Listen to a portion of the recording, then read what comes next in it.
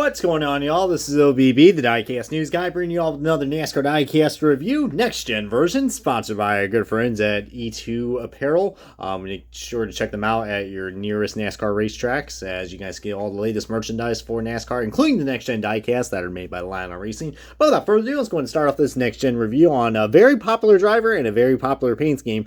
This is on the one and only, well, who really gives a hoot about this car? I do, actually. This is Chase Elliott's 2022 Hooters Chevrolet Camaro ZL1 1LE for Henry Motorsports. This is designed by the one and only Noah Sweet, also known as Lefty Designs on Twitter and Instagram. But you guys probably know who he is because he created that beautiful Jimmy Johnson Texas car that we had from his final year in the Cup Series. So yeah, it's really cool to see Noah actually have a primary sponsor once again with Henry Motorsports, but this time with the most popular driver in NASCAR, Chase Elliott. And yeah, he's scheduled to run this paint scheme for 3 races, and one in particular we are going to be talking about. So yeah, we'll get to that in a second, guys. But as you guys take a look, I would like to point out that this is the quote-unquote better and more accurate version of the Hooters car compared to what you get. As you guys know, you can also get this car in Wave 3 of NASCAR Authentics 2022, but I strongly, and I mean absolutely strongly, do not suggest buying that. It's worth paying the extra $7 or something because, as you can clearly see, these decals are a lot more visible and the paint scheme is a lot more accurate in terms of the logo placements. But we'll get into more in a second, guys, as yeah, just decided to give you guys a little update about that. But let's get on to the diecast review, the official unboxing of Chase Elliott's 2022 Hooters car. And alrighty, guys, we got this diecast out of its box. Hey, my eyes are up here, dipshit. There we go. That's a lot better. I guess the camera wanted to have its nice little celebration, and oh lordy, somebody called the damn horny police on that son of a bitch right there. But anyways, get back to the diecast because we're here talking about a diecast and nothing else. Yeah, let me tell you what, man. This is I must say, this is a groovy ride, guys. Did I really said groovy on a Hooters review? Well, shit's gonna be crazy now because heck, I'm just saying stuff now. But for real, guys, this is such a cool paint scheme, guys. It's kind of like they took the original Alan Quickie scheme and they mixed it in with the if you guys remember the Chase Elliott Hooters Spirits car that he drove in 2018, I think. They kind of took that color scheme and they kind of, because it has that nice light blue, or baby blue as I like to call it. Yeah, very appropriate in terms of words, Brian, for this type of review, because what you see at Hooters definitely make you go, oh baby. Anyways, get back to the diecast, guys. You guys know I have too much fun with these Hooters reviews, just because I mean, it's Hooters, man. Come on, every straight man knows what Hooters is. unless you're my buddy, unless you're like my good buddy Race Day 2011, my good pal, and oh lordy. Anyways, let me tell you what, man.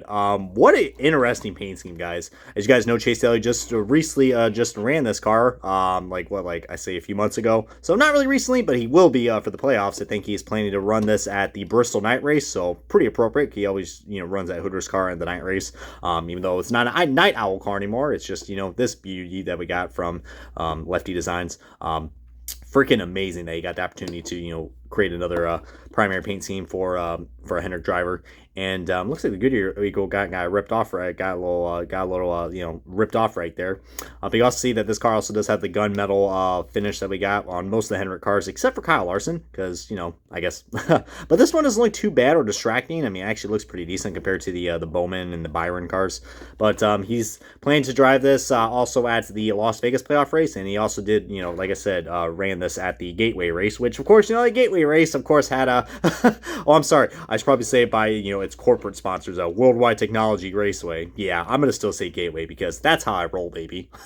Fuck corporate. Anyways, oh, this Cup Series logo right there is a little screwy right there, but hey, at least it's legible. At least the Cup Series logo is legible. I'm saying that because in the Wave 3 NASCAR Authentics, you can't even see it says NASCAR Cup Series. It just says scribble, scribble, scribble. Exactly. Oh boy, I am.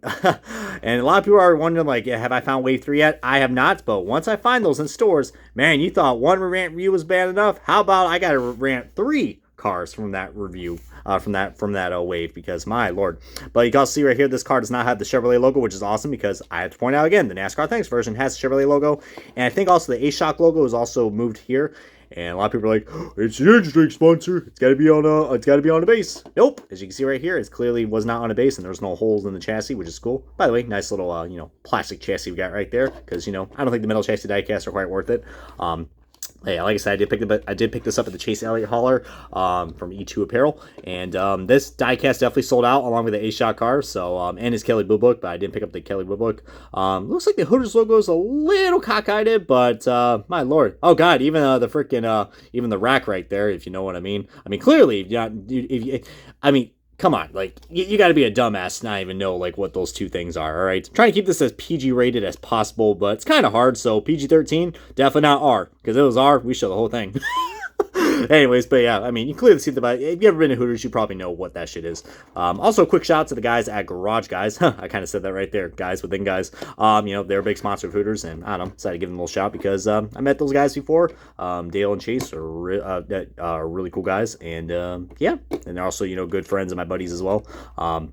The guys at the Big Motor Small Blade podcast. So, yeah, just shout out to all those guys. And, yeah, I must say, guys, Hooters definitely gets, if you guys have ever been to the Hooters, especially the one in Daytona, let me just say, during Daytona or, during Daytona Speed Weeks or, when there's a big race that's on there for the 500 or for, the 400, let's just say it gets pretty lit there at night. All right, I think even during the Rolex, I think I saw whenever there's something going on at Daytona, someone is gonna go to Hooters.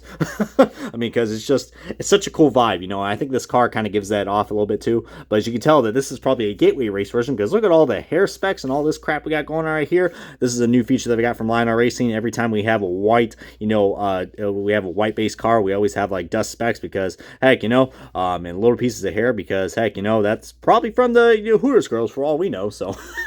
Oh, for real, guys. Oh my god, look at that Goodyear logo right there. It's completely cut off, and we see some of the decal wrapping.